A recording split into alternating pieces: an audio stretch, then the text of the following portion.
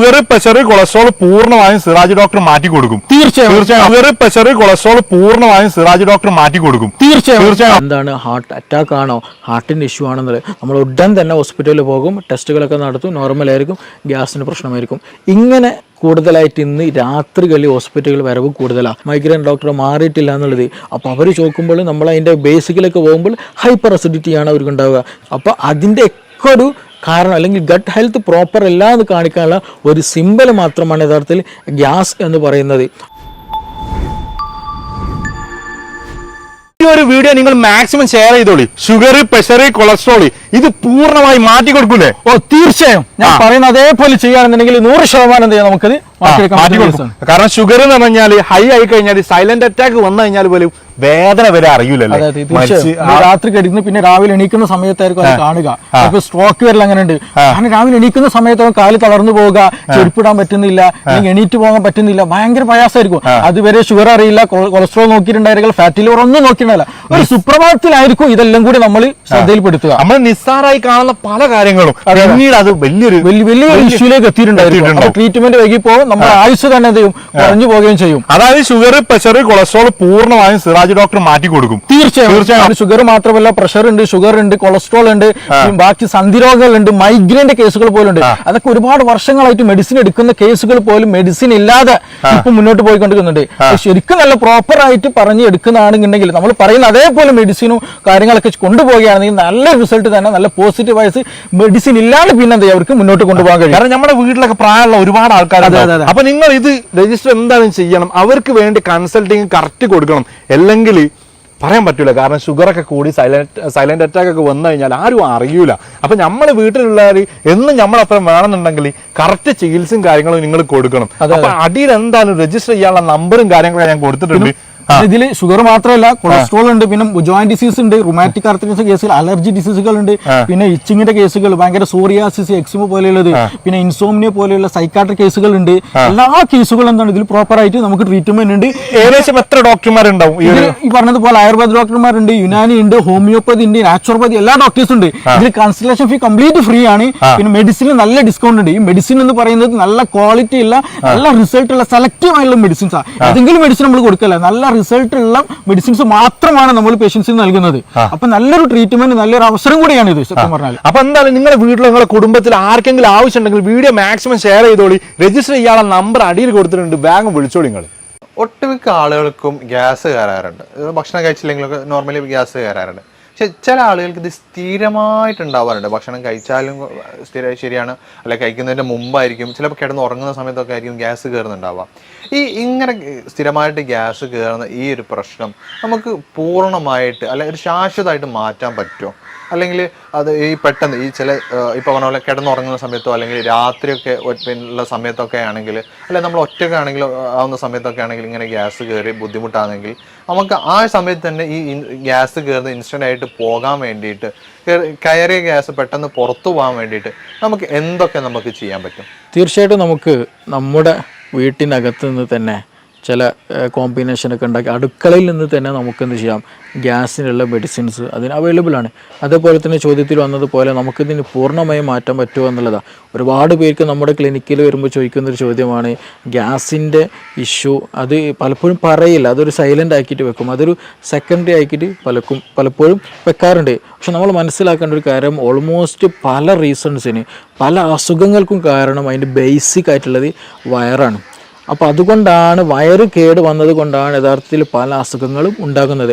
അതിൻ്റെ വയറ് കേട് വന്നതിൻ്റെ ഒരു ലക്ഷണം മാത്രമാണ് ഗ്യാസ് എന്ന് പറയുന്നത്. ഇപ്പോൾ ഒട്ടുമിക്ക കേസുകൾ ബാക്ക് പെയിൻ ഉള്ള കേസുകളുണ്ടായിരിക്കും, കോൺസ്റ്റിപ്പേഷൻ ഉള്ള കേസ് ഉണ്ടാവും, പൈൽസ് വന്ന കേസുകളുണ്ടായിരിക്കും, അൾസറേറ്റീവ് കൊളൈറ്റിസിന് കേസുകളുണ്ടായിരിക്കും, ഈവൻ ഫീവർ ഉണ്ടായിരിക്കും, ഹെഡ് ഏക്കിൻ്റെ പ്രശ്നമുള്ളവരുണ്ടായിരിക്കും, ഇടയ്ക്കിടയ്ക്ക് അലർജിക് ഇഷ്യൂസ് ഉള്ളവരുണ്ടായിരിക്കും, സ്കിൻ അലർജി ഉള്ളവർക്കുണ്ടായിരിക്കും. അപ്പോൾ ഈ ഓൾമോസ്റ്റ് എല്ലാ കേസുകളുടെയും റീസൺ ചോദിച്ചാൽ, അല്ലെങ്കിൽ ഇങ്ങനെയുള്ള കേസുകൾ വരുമ്പോൾ നമ്മൾ അവരോട് ചോദിച്ചാൽ അവർ പറയും അവർക്ക് എന്തുണ്ടായിരിക്കും, ഗ്യാസിൻ്റെ പ്രശ്നം ഉണ്ടായിരിക്കും, അല്ലെങ്കിൽ സ്റ്റൊമക്ക് നോർമലായിരിക്കും, ആയിരിക്കില്ല, അബ്ഡോമൻ നോർമൽ ആയിരിക്കില്ല, ഗട്ട് ഹെൽത്ത് നോർമൽ ആയിരിക്കില്ല എന്നുള്ളത്. അപ്പോൾ നമ്മൾ ആദ്യം മനസ്സിലാക്കേണ്ടത് ഇതിൻ്റെ പിന്നിലായിട്ട് ഒരുപാട് റീസൺസ് ഉണ്ട് എന്നുള്ളതാണ്. അതായത് സ്റ്റൊമക്ക് ഹെൽത്ത് നോർമൽ അല്ല എന്നുള്ളതിൻ്റെ ഏറ്റവും ബേസിക് ആയിട്ടുള്ള ഒരു സംഗതിയാണ് ഗ്യാസ് എന്നുള്ളത്. അപ്പോൾ അത് ആദ്യം നമ്മൾ മനസ്സിലാക്കേണ്ടതുണ്ട്. പിന്നെ ചോദ്യത്തിൽ വന്നതുപോലെ ഗ്യാസ് നമുക്ക് നമ്മുടെ വീട്ടിൽ നിന്ന് തന്നെ റിമൂവ് ചെയ്യാം. ചില ആളുകൾക്ക് എന്ത് ചെയ്യും, അത് റിപ്പീറ്റഡ് ആയിട്ട് വരും. അമിതമായിട്ട് ഭക്ഷണം കഴിച്ചാലും വരും, ഭക്ഷണം കഴിച്ചില്ലെങ്കിലും വരും, ഭക്ഷണം കഴിച്ചു കൊണ്ടിരിക്കുമ്പോൾ വരും. പല സമയത്ത് വന്നിരിക്കുന്ന പല ആളുകളും പല രീതിയിലാണ് ഗ്യാസ് കാണാറുള്ളത്. അപ്പോൾ ഇത് ഗ്യാസ് എന്തുകൊണ്ട് വരുന്നോ അതിന് റീസൺ എന്താണ് എന്നുള്ളത് ആദ്യം മനസ്സിലാക്കണം. ഗ്യാസ് 2 തരത്തിലുണ്ട് പ്രധാനമായിട്ടും. ഒന്ന് ഹൈപ്പർ അസിഡിറ്റിയിൽ വരുന്നുണ്ട്, ഹൈപ്പോ അസിഡിറ്റിയിൽ വരുന്നുണ്ട്. അപ്പോൾ നമ്മൾ എപ്പോഴും നോക്കണം ഹൈപ്പർ ആണോ അല്ല ഹൈപ്പോ ആണോ എന്നുള്ളത്.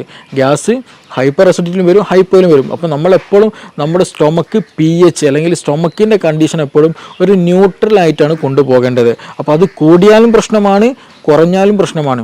ഹൈപ്പർ അസിഡിറ്റിൻ്റെ കേസ് എടുത്ത് നോക്കാം. നമ്മൾ അമിതമായിട്ട് അങ്ങനെയുള്ള കേസുകളിൽ അമിതമായിട്ട് ക്ഷീണം തോന്നും, അമിതമായിട്ട് ചിലപ്പോൾ വയറുവേദന വരും, ഛർദ്ദിക്കാൻ വരും, ആൾ പറ്റ സ്കിന്നായിട്ടായിരിക്കും, ഭയങ്കര സ്കെൽറ്റലായിരിക്കും, കൂടുതൽ തടിയൊന്നും വെക്കൂല, ഇടയ്ക്കിടയ്ക്ക് ചിലപ്പോൾ ഭക്ഷണം കഴിച്ചാൽ പെട്ടെന്ന് വയറ്റുന്ന് പോകാൻ തോന്നും. അങ്ങനെയുള്ള പല അസ്വസ്ഥതകളും ഹൈപ്പർ അസിഡിറ്റിയിൽ കണ്ടുവരാറുണ്ട്.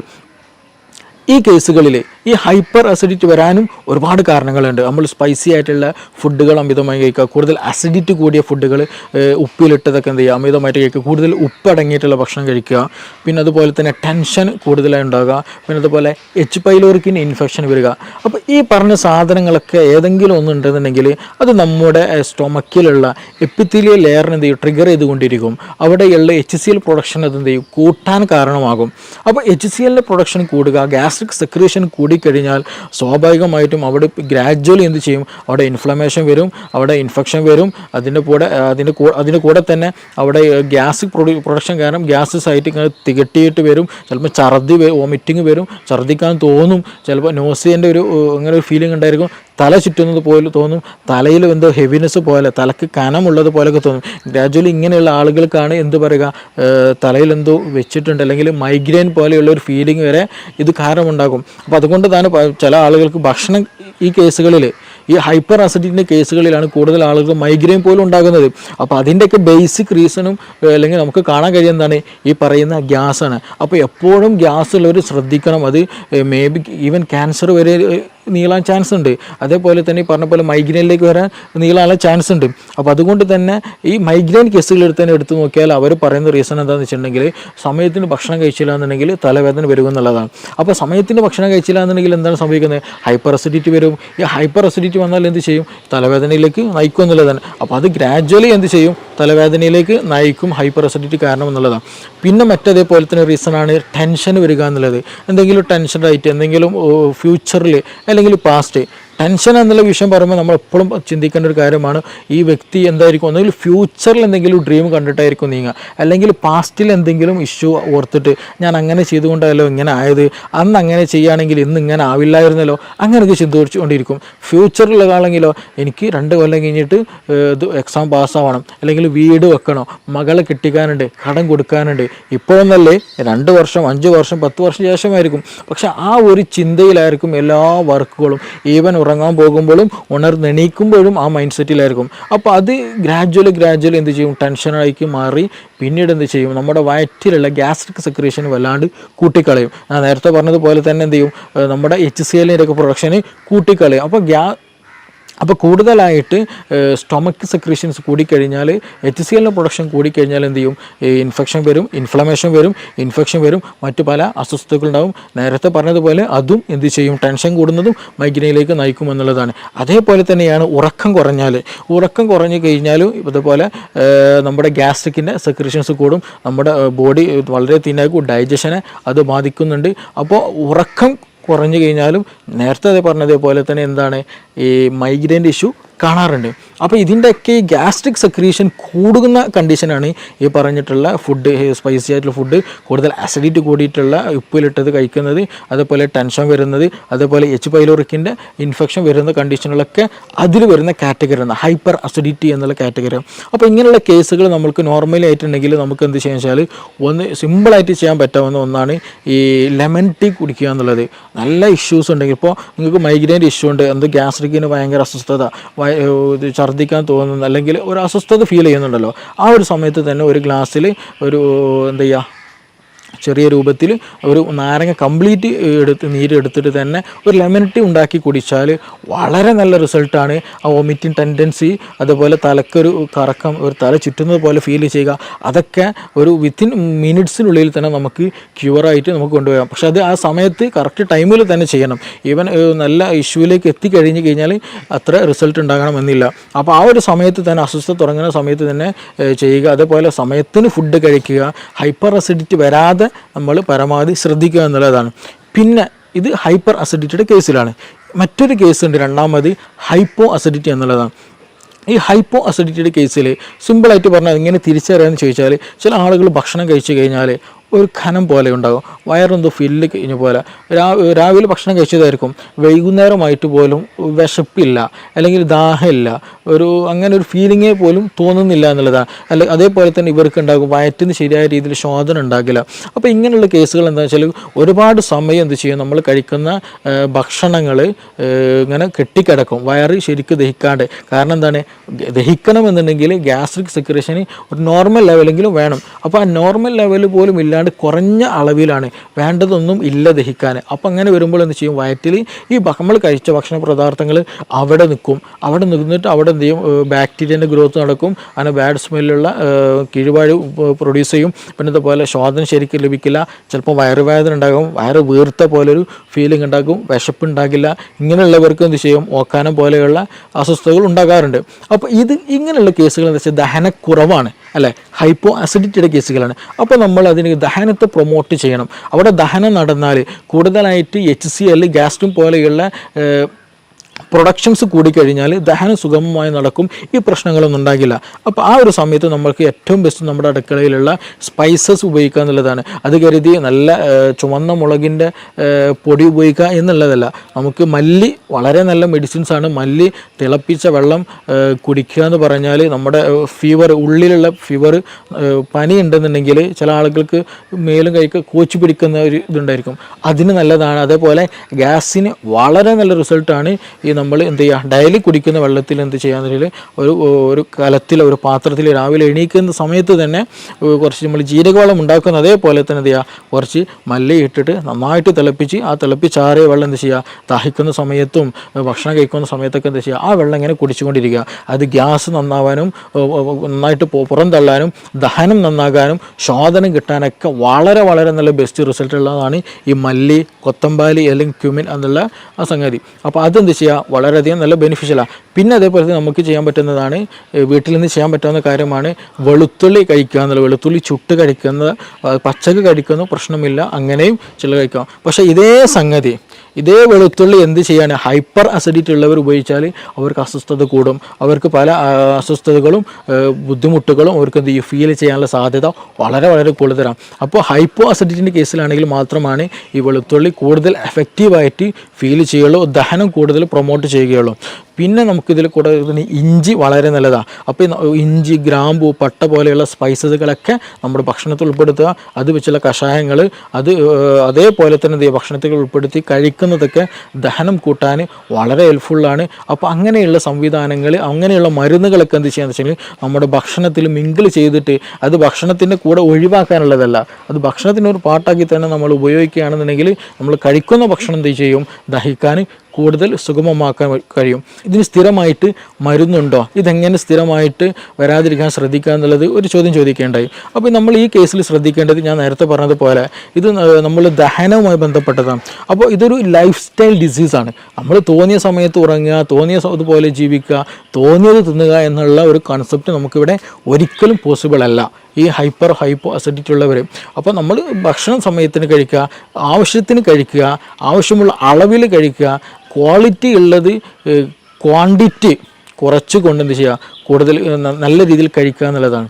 കഴിക്കുന്നത് നല്ല ക്വാളിറ്റി ഉള്ളതാകണം. ഒരുപാട് ചോറ് കഴിക്കുക എന്നുള്ളൊരു ടെൻഡൻസി ഒരിക്കലും പാടില്ല. അത് നമുക്ക് കൂടുതൽ ബുദ്ധിമുട്ടുകൾ ഉണ്ടാക്കുക എന്നുള്ളൂ. അപ്പോൾ ചെറിയ രൂപത്തിൽ അത്യാവശ്യം നല്ല രീതിയിലുള്ള സാധനങ്ങൾ മാത്രം കഴിക്കുക, സമയത്തിന് കഴിക്കുക, അമിതമാകാതിരിക്കുക. അതേപോലെ തന്നെ ഭക്ഷണം കഴിച്ച പാടെ ഉറങ്ങുന്ന ശൈലിയുണ്ട്. അപ്പോഴാണ് അപ്പോൾ എസ്പെഷ്യലി ഈ നൈറ്റ് ലൈഫ് ഇന്ന് കൂടിയൊരു കണ്ടീഷനാണ്. രാത്രി പുറത്ത് പോകലും അവിടെ നിന്ന് ഭക്ഷണം കഴിക്കലും, ഒരുപാട് ഭക്ഷണം കഴിച്ച് വരും, എന്നിട്ട് എന്ത് ചെയ്യും, നേരെ ബെഡ്ഷീറ്റിലേക്ക് കിടക്കും. രാത്രി സുപ്രഭാതത്തിലായിരിക്കും പെട്ടെന്ന് നെഞ്ഞുവേദന അല്ലെങ്കിൽ ഹാർട്ട് പെയിൻ. അതും ഈ നെഞ്ചരിച്ചിൽ എന്ന് പറയുന്ന ഗ്യാസിൻ്റെ ഒരു പെയിൻ, നമുക്ക് ഗ്യാസിൻ്റെ ഈ പെയിന് വരിക എന്ന് പറഞ്ഞിട്ടുണ്ടെങ്കിൽ നമ്മുടെ ഹാർട്ടിരിക്കുന്ന ഭാഗം ഉണ്ടല്ലോ, അവിടെ നിന്ന് തന്നെയാണ് ആ ഒരു പെയിന്, വേദന ഫീൽ ചെയ്യുക, തുടങ്ങുക അവിടെ നിന്ന് തന്നെയാണ്. അപ്പോൾ അതുകൊണ്ട് തന്നെ നമുക്ക് കൺഫ്യൂഷൻ ആയിരിക്കും, അപ്പോൾ ഇത് എന്താണ്, ഹാർട്ട് അറ്റാക്ക് ആണോ, ഹാർട്ടിൻ്റെ ഇഷ്യൂ ആണെന്നുള്ളത്. നമ്മൾ ഉടൻ തന്നെ ഹോസ്പിറ്റലിൽ പോകും, ടെസ്റ്റുകളൊക്കെ നടത്തും, നോർമലായിരിക്കും, ഗ്യാസിന് പ്രശ്നമായിരിക്കും. ഇങ്ങനെ കൂടുതലായിട്ട് ഇന്ന് രാത്രികളിൽ ഹോസ്പിറ്റലുകൾ വരവ് കൂടുതലാണ്. എന്താണ് ഇതിന് റീസൺ എന്ന് ചോദിച്ചാൽ നൈറ്റ് ലൈഫാണ്. കൂടുതലായിട്ട് രാത്രിയിൽ അമിത ഭക്ഷണം കഴിക്കും, ഭക്ഷണം കഴിച്ചിട്ട് അതേപോലെ വന്നിട്ട് ബെഡിൽ കിടക്കും എന്നുള്ളതാണ്. ഇവർക്ക് ഛർദ്ദിക്കാൻ വരും, പുളിച്ചത് കെട്ടൽ വരും, പിന്നെ അങ്ങനെയുള്ള പല അസ്വസ്ഥതകളും ഇവർക്കുണ്ടായിരിക്കും. അപ്പോൾ അത് വരാനുള്ള റീസൺ എന്താണെന്ന് വെച്ചാൽ നമ്മളെ ഭക്ഷണം ഫില്ലായി കഴിഞ്ഞിട്ട് എന്ത് ചെയ്യും, ബെഡിൽ വന്ന് കിടക്കുന്ന സമയത്ത് ഈ ഗ്യാസ്ട്രിക്കിലുള്ള കണ്ടന്റുകൾ എന്ത് ചെയ്യും, വീണ്ടും റിഗർജിറ്റേഷൻ വരും. നമ്മുടെ ഈസോഫാഗസ്, അതായത് അന്നനാളത്തിലേക്ക് തന്നെ എന്ത് ചെയ്യും, മുകളിലേക്ക് തന്നെ വീണ്ടും റിട്ടേൺ അടിക്കാൻ തുടങ്ങും. അങ്ങനെ റിട്ടേൺ അടിക്കുമ്പോഴാണ് നമുക്കൊരു പുളിരസം തോന്നുക, ഛർദ്ദിക്കാൻ തോന്നുക, അങ്ങനെയുള്ള പല അസ്വസ്ഥതകളും തോന്നുക. അപ്പോൾ അങ്ങനെ അസ്വസ്ഥതകളുള്ളവർ, അങ്ങനെ അസ്വസ്ഥ ഉള്ളവർക്കാണ് കൂടുതലായിട്ട് ഈ പറഞ്ഞതുപോലെ രാത്രി ഫുഡ് അമിതമായിട്ട് കഴിച്ചിട്ട് എന്ത് ചെയ്യും, വന്ന് കിടക്കുന്നവർക്കാണ് ഈ പറഞ്ഞുള്ള രാത്രിയിലുള്ള അസ്വസ്ഥതകൾ കൂടുതലായിട്ട് കാണുന്നത്.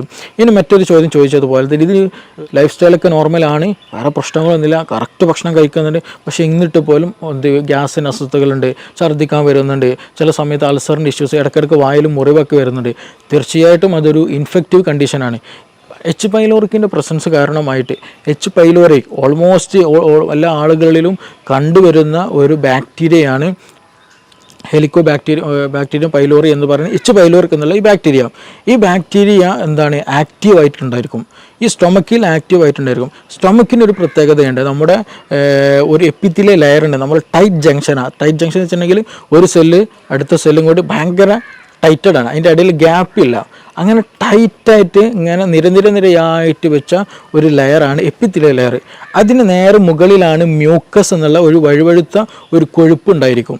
അതിൻ്റെ മുകളിലാണ് എന്ത്, ഈ ആസിഡിൻ്റെ പ്രസൻസ് ഉണ്ടാവുക. അപ്പോൾ ഈ ആസിഡ്, ഈ പറഞ്ഞ മ്യൂക്കസ്, അതിന് താഴെ എപ്പിത്തീലിയൽ ലെയറാണ്. എപ്പിത്തീലിയൽ ലെയർ എന്ന് പറയുന്നത് നമ്മുടെ ബോഡിയോട് അത്രയും ചേർന്നിരിക്കുന്നതാണ്. അപ്പോൾ ആസിഡ് നമ്മുടെ ബോഡിയിലേക്ക് തട്ടരുത്, അല്ലെങ്കിൽ നമ്മുടെ ശരീരത്തിലെ സെല്ലിലേക്ക് തട്ടരുത്. അപ്പോൾ അതിന് പ്രൊട്ടക്ഷനാണ് യഥാർത്ഥത്തിൽ അതിന് ഇൻ ബിറ്റ്വീൻ ആയിട്ടുള്ള ഈ മ്യൂക്കസ് മെമ്പർ അല്ലെങ്കിൽ മ്യൂക്കസിൻ്റെ പ്രസൻസ് എന്ന് പറയുന്നത്. അത് നോർമലായിട്ട് നമുക്ക് വേണ്ടതാണ്.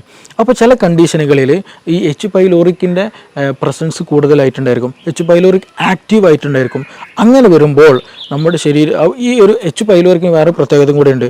അവർക്ക് യൂറിയസ് എന്നുള്ള ഒരു എൻസൈം അവരുടെ ശരീരത്തിലുണ്ട്, അല്ലെങ്കിൽ ആ ഒരു ബാക്ടീരിയയിലുണ്ട്. അപ്പോൾ അങ്ങനെയുള്ള കണ്ടീഷനുകളിൽ ഈ ഫുഡ് പാർട്ടികൾ വരുമ്പോൾ എന്ത് ചെയ്യുന്ന വെച്ചിട്ടുണ്ടെങ്കിൽ ഇവർ ഈ യൂറിയസ് എന്ത് ചെയ്യും, യൂറിയനെ എന്ത് ചെയ്യും, കൺവേർട്ടഡ് ആക്കിയിട്ട് അമോണിയാക്കി മാറ്റും. NH3 അമോണിയാക്കി മാറ്റും. ഈ എച്ച് പൈലോറിക് ബാക്ടീരിയ എന്ത് ചെയ്യും, അവരുടെ എൻസൈം ഉപയോഗിച്ചിട്ട് ഭക്ഷണത്തിൽ വരുന്ന യൂറിയയെ എന്ത് ചെയ്യും, മാറ്റും, അമോണിയായിട്ട് മാറ്റും. ഈ അമോണിയ എന്താണ്, ഒരു ആൽക്കലി കണ്ടൻ്റാണ്. അമോണിയ ആൽക്കലി കണ്ടൻ്റാണ്. അപ്പോൾ ചുരുക്കി പറഞ്ഞാൽ എച്ച് പൈലോറിക്കയുടെ എന്ന ബാക്ടീരിയയുടെ സാന്നിധ്യത്തിൽ എന്ത് ചെയ്യും, കൂടുതലായിട്ട് ബാക്ടീരിയ ഉണ്ടാകുമ്പോൾ അതെല്ലാം വരുന്ന യൂറിയൊക്കെ എന്ത് കൺവേർട്ടഡ് ആക്കി മാറ്റും, അമോണിയ ആയിട്ട് കൺവേർട്ടഡ് ആക്കി മാറ്റും. അപ്പോൾ ചുരുക്കി പറഞ്ഞാൽ ഈ എച്ച് പൈലോറിക് കാരണമായിട്ട് അവിടെ ഒരു ആൽക്കലി മീഡിയം എന്ത് ചെയ്യും, ഉണ്ടാകാനുള്ള സാധ്യത, അല്ലെങ്കിൽ ആൽക്കലി മീഡിയം ഉണ്ടായിക്കൊണ്ടേയിരിക്കും. അപ്പോൾ നമ്മളെ വയറ്റിൽ തന്നെ എന്തുണ്ട്, ആസിഡും ഉണ്ട്. അപ്പോൾ ഈ ആൽക്കലിയും ആസിഡും മിക്സ് ആയി കഴിഞ്ഞാൽ സ്വാഭാവികമായിട്ടും ന്യൂട്രലൈസേഷൻ നടക്കും. അപ്പോൾ അമിതമായിട്ടുള്ള എച്ച് പൈലോറിക് ആക്ഷൻ വന്നു കഴിഞ്ഞാൽ, ഈ അമിതമായിട്ട് അമോണിയയുടെ സാന്നിധ്യം വന്നു കഴിഞ്ഞാൽ നമ്മുടെ ശരീരത്തിൽ നമുക്ക് ദഹനത്തിന് വേണ്ടിയിട്ടുള്ള നമ്മുടെ ഈ ആസിഡിന് എന്ത് ചെയ്യും, അത് ലെയർ കുറയും. അത് പിന്നെ മെല്ലെ എന്ത് ചെയ്യുമെന്ന് വെച്ചിട്ടുണ്ടെങ്കിൽ ഈ പറഞ്ഞ എച്ച് പൈലോറിക് ഗ്രാജ്വലി നമ്മുടെ മ്യൂക്കസും കടന്നിട്ട് മെല്ലെ നമ്മുടെ ഈ എപ്പിത്തീലിയൽ ലെയറിലേക്ക് വന്ന് അറ്റാച്ച് ചെയ്യും. അവിടെ പിന്നെ എന്ത് ചെയ്യും, ഇൻഫ്ലമേഷൻസ് വരും. ആ ഇൻഫ്ലമേഷൻസ് ഗ്രാജ്വലി ഈ പറഞ്ഞ പോലെ അൾസറിലേക്ക് മറ്റു പല പ്രശ്നങ്ങളിലേക്ക് വരും. അപ്പോൾ ചുരുക്കി പറഞ്ഞാൽ ഈ ഒരു സമയത്ത് തന്നെ മീൻസ് ഞാൻ നേരത്തെ പറയുകയുണ്ടായി, ഇതെന്ത് ചെയ്യും, ഈ ആൽക്കലി മീഡിയം ഈ H. pylori ഉണ്ടാക്കുമ്പോൾ സ്വാഭാവികമായിട്ട് എന്ത് ചെയ്യും, നമ്മുടെ ശരീരം കൂടുതലായിട്ട് ആസിഡ് പ്രൊഡക്ഷൻ നടക്കും. ഹൈപ്പർ അസിഡിറ്റി ആ സമയത്ത് ഉണ്ടാകാനുള്ള സാധ്യതയുണ്ട്. അപ്പോൾ ഓൾമോസ്റ്റ് പല കേസുകളിലും ഹൈപ്പർ അസിഡിറ്റി ഉണ്ടാകാനുള്ള റീസൺ എന്താണെന്ന് വെച്ചിട്ടുണ്ടെങ്കിൽ ഈ പറഞ്ഞിട്ടുള്ള H. pylori കേസില്ല. അപ്പോൾ നമ്മൾ PPI പ്രോട്ടോമം ഇൻഹിബിറ്റേഴ്സോ പാൻഡോഫ് പോലെയുള്ള മെഡിസിൻസ് കഴിച്ചാൽ ഒരു സാന്ദർഭികമായിട്ട് ആ ഒരു സമയത്ത് റിലീഫ് കിട്ടുമെന്നല്ലാണ്ട് ഗ്രാജുവലായിട്ട് ഒരു പെർമനൻ്റ് ആയിട്ട് റിലീഫ് നമുക്ക് കിട്ടുകയെന്നുണ്ടാകില്ല. അതിന് ബേസിക്കലി റീസൺ എന്താണെന്ന് വെച്ചാൽ ഈ പറയുന്ന H. pylori പ്രസൻസ് ആണ്. അപ്പോൾ ആ ഒരു സമയത്ത് നമ്മൾ പ്രോപ്പറായിട്ട് H. pylori ട്രീറ്റ്മെൻറ്റ്, അതിനെ ഇറാഡിക്കേറ്റ് ചെയ്യാനുള്ള ട്രീറ്റ്മെൻറ്റ് നടത്തുക എന്നുള്ളതാണ്. ഈ ഒരു കേസുകളിൽ തന്നെയാണ് നമുക്ക് ശരിയായ ദഹനം നടക്കില്ല, അതേപോലെ നമ്മുടെ ഗഡ് ഹെൽത്തിനത് ബാധിക്കും. ഗഡ് ഹെൽത്തിലേക്ക് പോകുമ്പോൾ, കാരണം നമ്മുടെ ഗ്യാസ്ട്രിക് മീഡിയം വളരെ വളരെ ഇമ്പോർട്ടൻ്റ് ഡൈജഷന്. അപ്പോൾ അവിടെ ഇംപ്രോപ്പർ ആയിരുന്നെങ്കിൽ സ്വാഭാവികമായിട്ടും അതിൻ്റെ കണ്ടിന്യൂഷൻ ആയിട്ടുള്ള സ്മോൾ ഇൻറ്റെസ്റ്റൈനും ലാർജ് ഇൻറ്റെസ്റ്റൈനിലൊക്കെ എന്ത് ചെയ്യും, ബാക്ടീരിയൽ മീഡിയയിൽ ചേഞ്ചസ് വരും. അങ്ങനെ ചേഞ്ചസ് വന്നാൽ ഗട്ട് ലീക്ക് പോലെയുള്ള പ്രശ്നങ്ങളുണ്ടാകും. ഗട്ട് ലീക്ക് എന്ന് പറഞ്ഞാൽ നമ്മുടെ ഗട്ട് വാള്, അതായത് ഞാൻ നേരത്തെ പറഞ്ഞതുപോലെ ഈ സ്റ്റൊമക്കിനുള്ള ലൈനും പോലെ അതേപോലെ ലൈനിങ് എന്തിനുണ്ട്, നമ്മുടെ കുടലിനുണ്ട്.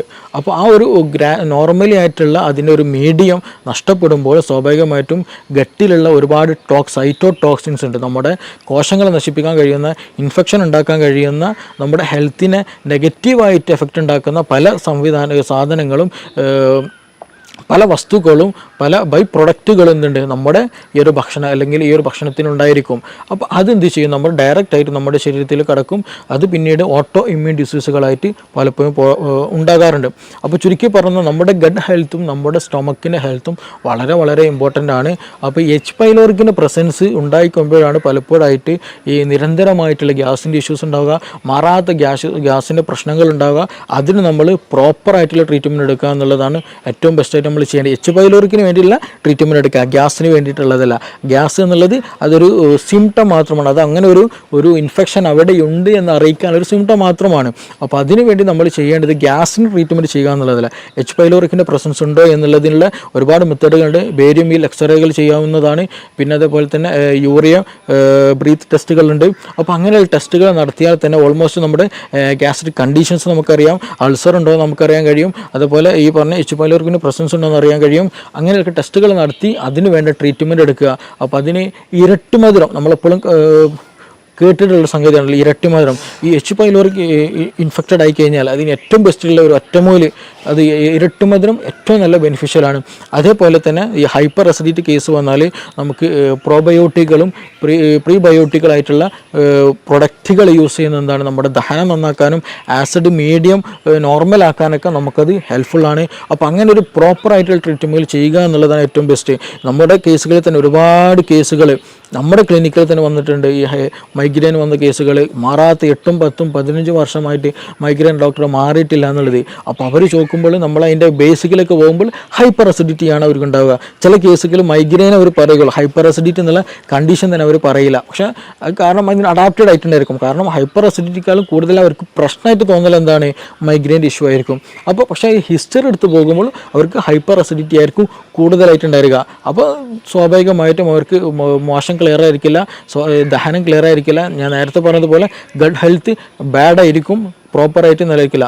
ആ കേസുകളിലൊക്കെ നമുക്ക് മെഡിസിൻ ഉപയോഗിച്ച് തന്നെ, മെഡിസിൻ മീൻസ് നമ്മുടെ വീടുകളിൽ ഉപയോഗിക്കാവുന്ന മെഡിസിൻസ് തന്നെ നൽകിയാൽ തന്നെ എന്ത് ചെയ്യും, നല്ല പ്രോപ്പർ ഒരു റുട്ടീൻ നമ്മൾ കീപ്പ് ചെയ്ത് തന്നെ ഒരു കണ്ടിന്യൂ ഒരു മെഡിക്കേഷൻ ഇല്ലാതെ നല്ല രീതിയിൽ തന്നെ നമുക്ക് എന്ത് ചെയ്യാം, ഈ മൈഗ്രെയിൻ പോലെയുള്ള കണ്ടീഷനൊക്കെ റിവേഴ്സ് ആക്കിയിട്ട് നമുക്ക് നോർമൽ ഹെൽത്തിലേക്ക് തന്നെ മാറ്റാൻ കഴിയുന്നുണ്ട്.